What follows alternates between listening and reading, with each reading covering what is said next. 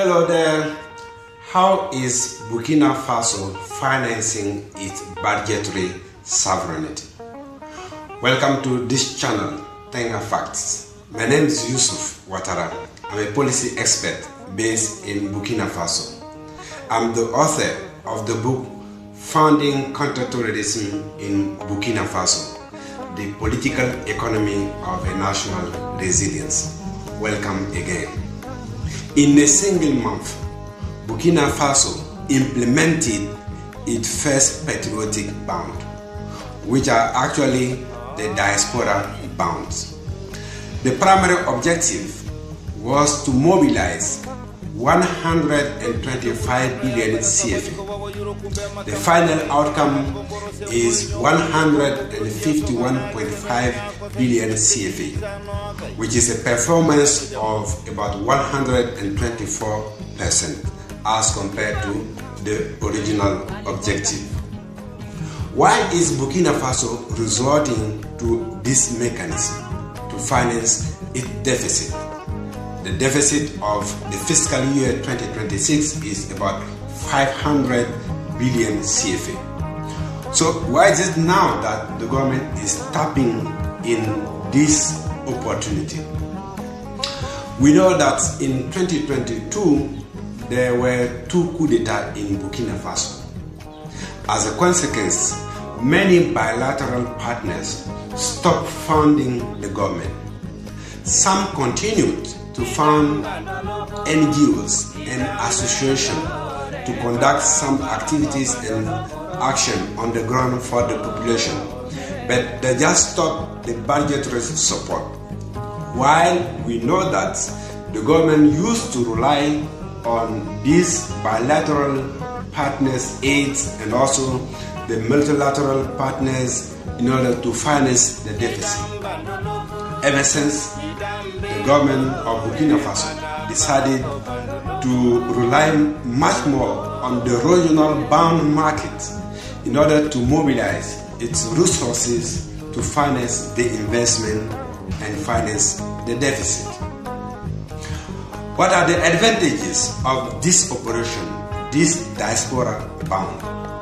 First, for the diaspora, the citizen of Burkina Faso living abroad, there is a double dividend. First, they are contributing to financing the country's development. They are contributing in building their home nation. And I think most of them are happy to contribute to do this effort. The second dividend is that they are making profit from this operation. They are making money by lending to the government. There are also advantages for the government as well. There are advantages at the economic and financial level, and there are also advantages at the political, geopolitical, and sovereignty in general. At the economic and financial level first, some aid comes with conditionalities. When a donor country gives money to a beneficiary country, sometimes they can impose some condition. For example, they can decide where the beneficiary country can purchase equipment and where they cannot purchase this equipment with their money. They can decide what type of equipment, what kind of goods and services they can purchase and what they cannot do with the money. So there are restrictions in the use of this money. While with the diaspora bond and also the resources from the regional market, the government is free, and it gives the government much more margin to increase the efficiency of the public spending. Because if the government can choose, all things being equal, where they can purchase the equipment, which equipment they can purchase, maybe they can make better choices for their population. The other economic advantage is that AIDS creates some leakages. Sometimes aid comes with costs. there are administration costs, there are management fees, there are consultancy fees, and all these are calculated into the aid, into the loan. So not all the money written on papers that the government signed for reaches finally the government treasury or the beneficiary, while the citizen of this country will pay back, will reimburse all this money that they didn't receive.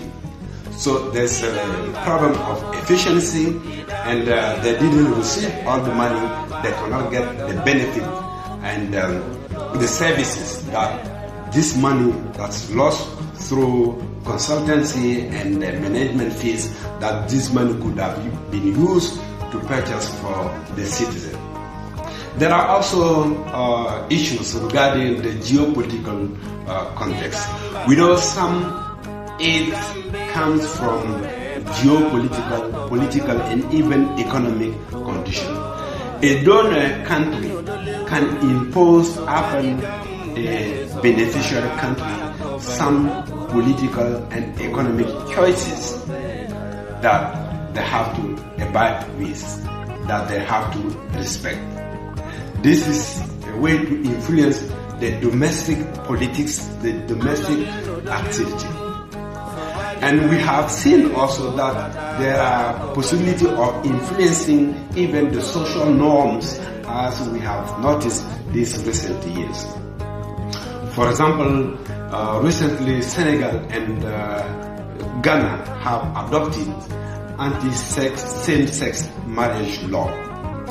And there are some donor countries which threaten these countries to stop the aid if they did adopt this law.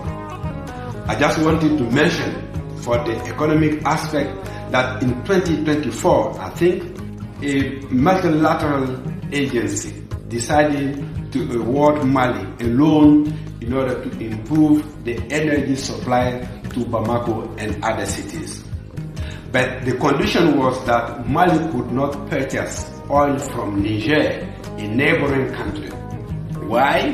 Because Niger had just gone through a coup d'etat. So this international and multilateral agency were imposing upon Mali where they can buy oil and where they cannot buy oil. You know, this can affect the efficiency of the spending, because Niger is just close to Mali while they were proposing other countries. I think the government of Mali refused to take this loan in those conditions. So by resorting to the Diaspora Bond and also the regional market, the countries like Burkina Faso strengthen their budgetary sovereignty. They can choose which kind of goods and services they want to buy without the influence of any other actor. Of course, these loans are much more expensive as compared to bilateral and multilateral aids. But the benefit is huge, because if the country can choose which stuff, which good to purchase, if the country can also choose who they can contract with, they can award the contract to national companies. All these are advantages that they will get from this loan from the Diaspora Bond and the regional market, which is not the case all the time with the bilateral funding and the multilateral funding. So this is the way Burkina Faso is building its sovereignty, budgetary sovereignty. It's probably the case for Mali and Niger too. I hope you appreciated this video. See you in the next video. Thank you for watching.